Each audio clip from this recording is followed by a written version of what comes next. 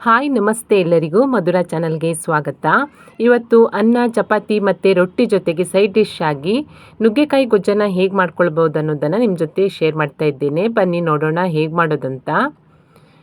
ಮೊದಲಿಗೆ ನಾನಿಲ್ಲಿ ಒಂದು 4 ನುಗ್ಗೆಕಾಯಿಯನ್ನು ಸಿಪ್ಪೆ ತೆಗೆದುಬಿಟ್ಟು ನೋಡಿ ಈ ರೀತಿಯಾಗಿ ಕಟ್ ಮಾಡಿ ನೀರಲ್ಲಿ ನೆನೆಸಿ ಇಟ್ಕೊಂಡಿದ್ದೇನೆ. ಇವಾಗ ಇದಕ್ಕೆ ಮಸಾಲೆ ಪದಾರ್ಥವನ್ನು ರೆಡಿ ಮಾಡ್ಕೊಳ್ಳೋಣ. ಅದಕ್ಕೋಸ್ಕರ ಮಿಕ್ಸಿ ಪಾತ್ರೆಗೆ ಒಂದು ಈರುಳ್ಳಿಯನ್ನು ಉದ್ದಕ್ಕೆ ಹೆಚ್ಕೊಂಡ್ಬಿಟ್ಟು ಸೇರಿಸ್ಕೊಳ್ತಾ ಇದ್ದೇನೆ. ಹಾಗೆ ಖಾರಕ್ಕೆ 1-2 ಹಸಿಮೆಣಸು,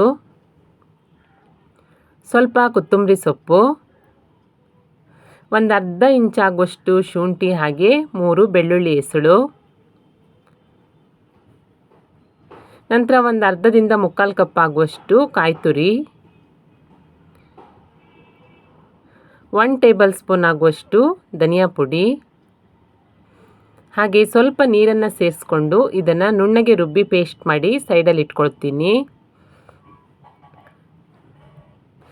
ತುಂಬಾ ರುಚಿಯಾಗಿರುವಂತಹ ನುಗ್ಗೆಕಾಯಿ ಗೊಜ್ಜನ್ನು ಮಾಡಲಿಕ್ಕೋಸ್ಕರ ಸ್ಟವ್ ಮೇಲೆ ಒಂದು ಬಾಣಲೆಯನ್ನು ಇಟ್ಕೊಂಡು ಇದಕ್ಕೆ 1-2 ಟೇಬಲ್ ಸ್ಪೂನ್ ಆಗುವಷ್ಟು ಎಣ್ಣೆಯನ್ನು ಸೇರಿಸ್ಕೊಳ್ತಾ ಇದ್ದೇನೆ. ಎಣ್ಣೆ ಕಾದ ನಂತರ 1 ಪಲಾವ್ ಎಲೆ, 1 ಏಲಕ್ಕಿ, ಹಾಗೆ ನಾನು ರುಬ್ಬಿ ಇಟ್ಕೊಂಡಿರುವಂತಹ ಪೇಸ್ಟನ್ನು ಸೇರಿಸ್ಕೊಳ್ತಾ ಇದ್ದೇನೆ.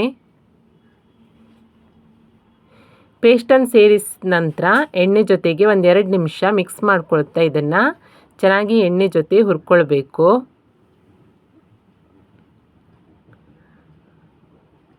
ನೋಡಿ ಈ ರೀತಿಯಾಗಿ ಚೆನ್ನಾಗಿ ಮಿಕ್ಸ್ ಮಾಡಿಕೊಂಡು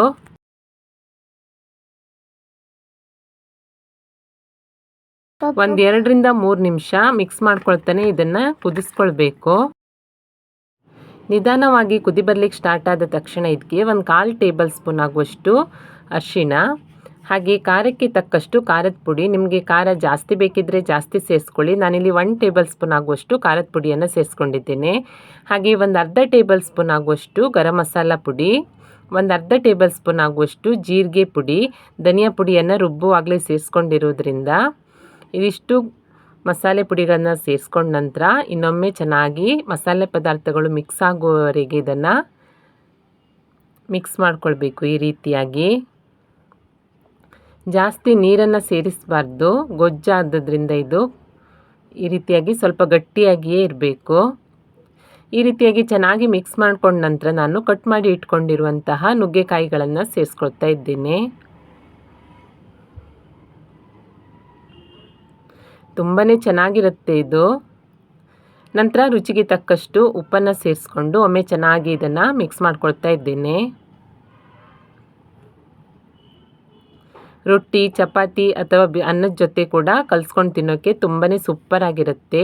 ಮಿಕ್ಸ್ ಮಾಡ್ಕೊಂಡ ನಂತರ ಒಂದು ಲಿಡ್ಡನ್ನು ಕ್ಲೋಸ್ ಮಾಡಿ ಇದು ನುಗ್ಗೆಕಾಯಿ ಚೆನ್ನಾಗಿ ಬೇಯೋ ತನಕ ಮಧ್ಯಮ ಉರಿಯಲ್ಲಿಯೇ ಒಂದು 15ರಿಂದ 20 ನಿಮಿಷ ಚೆನ್ನಾಗಿ ಕುದಿಸ್ಕೊಳ್ಬೇಕು. ನೋಡಿ ಇವಾಗ ಒಂದು 20 ನಿಮಿಷ ಚೆನ್ನಾಗಿ ನಾನು ಕುದಿಸ್ಕೊಂಡಿದ್ದೇನೆ. ಇವಾಗ ಎಣ್ಣೆಯೆಲ್ಲ ಬಿಟ್ಕೊಂಡು ನುಗ್ಗೆಕಾಯಿ ಕೂಡ ಚೆನ್ನಾಗಿ ಬೆಂದುಬಿಟ್ಟು ರುಚಿಕರವಾದಂತಹ ನುಗ್ಗೆಕಾಯಿ ಗೊಜ್ಜು ರೆಡಿಯಾಗಿದೆ. ಬಿಸಿ ಬಿಸಿ ಅನ್ನದ ಜೊತೆ, ರೊಟ್ಟಿ ಜೊತೆ, ಚಪಾತಿ ಜೊತೆ ಎಲ್ಲ ತುಂಬಾ ಸೂಪರಾಗಿರುತ್ತೆ. ನೋಡಿ ಕೊನೆಯಲ್ಲಿ ಸ್ವಲ್ಪ ಚಿಕ್ಕದಾಗಿ ಹೆಚ್ಕೊಂಡಿರುವಂತಹ ಕೊತ್ತಂಬರಿ ಸೊಪ್ಪನ್ನು ಸೇರಿಸಿ ಇನ್ನೊಮ್ಮೆ ಮಿಕ್ಸ್ ಮಾಡಿಕೊಂಡ್ರೆ ರುಚಿಕರವಾದಂತಹ ನುಗ್ಗೆಕಾಯಿ ಗೊಜ್ಜು ರೆಡಿಯಾಗುತ್ತೆ. ತುಂಬಾ ಸಿಂಪಲ್ಲಾಗಿ ಮಾಡ್ಕೊಳ್ಬಹುದು. ಖಂಡಿತ ಟ್ರೈ ಮಾಡಿ ನೋಡಿ. ರೆಸಿಪಿ ಇಷ್ಟ ಆದಲ್ಲಿ ಲೈಕ್ ಮಾಡಿ, ಶೇರ್ ಮಾಡಿ, ಹಾಗೆ ಕಮೆಂಟ್ ಮಾಡಿ. ಹೊಸದಾಗಿ ನಮ್ಮ ಚಾನಲ್ ನೋಡ್ತಾ ಇದ್ದರೆ ಸಬ್ಸ್ಕ್ರೈಬ್ ಮಾಡ್ಕೊಳ್ಳಿ. ಸಿಗೋಣ ಮುಂದಿನ ರೆಸಿಪಿಯಲ್ಲಿ. Thank you for watching.